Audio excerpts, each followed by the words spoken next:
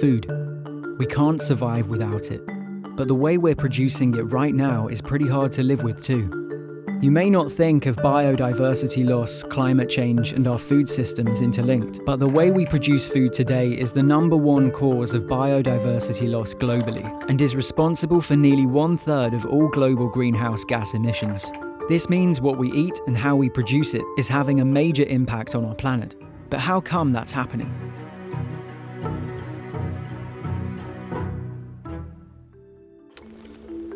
Here's what's actually going on. Food production is driving biodiversity loss through overfishing and converting natural spaces to agricultural land. We're deforesting huge areas on a large scale to make space to produce food, which results in biodiversity loss. When we lose biodiversity, we lose species and spaces which are essential allies in our efforts to combat the climate crisis, because intact natural spaces store carbon, provide oxygen, and regulate temperatures. We see the impact of the climate crisis through erratic and unseasonal weather patterns, degraded soils, and drought. This causes crops to fail, which makes food production even harder. And so the negative cycle continues.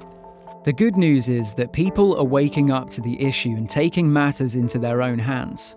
From the booming plant-based food industry and more organic, local, and sustainable options in shops and restaurants, to the increasing popularity of flexitarian, vegetarian, and vegan diets, it's obvious that the way we think about and consume food is starting to change for the better. But to create long-lasting change, it's crucial for us to recognize that the food, biodiversity, and climate crises are all intertwined. To tackle one, we need to see them as different slices of the same pie.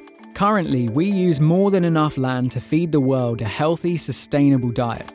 If we adopt practices that are good for nature and biodiversity, we can eliminate the need to convert more natural spaces to agriculture. A global shift away from eating intensely raised livestock to eating more plants would use less land to produce food and reduce greenhouse gas emissions. This all helps to mitigate climate change, and a more stable climate then gives us more stability to grow crops. And so the positive cycle continues. There is hope, it's not too late yet. But individuals, governments, and businesses all need to act now to bring the changes needed for an environmental revolution. The clock is ticking.